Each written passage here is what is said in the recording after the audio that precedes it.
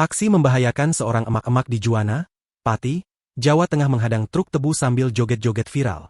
Dalam video yang diunggah Instagram Pati Sakpore pada Selasa, 23 September 2025, tampak emak-emak mengenakan gamis berwarna coklat muda dan jilbab kuning. Awalnya wanita itu menghentikan mobil pribadi warna hitam. Lalu emak-emak itu mengadang rombongan truk tebu. Emak-emak itu berdiri di depan truk hingga membuat truk berhenti. Setelah itu, emak-emak tersebut berjoget di depan truk.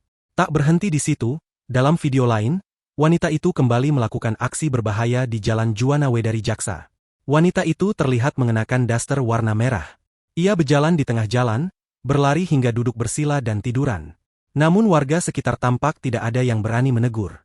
Dikutip dari keterangan unggahan, emak-emak itu biasa dipanggil Tinuk oleh warga sekitar.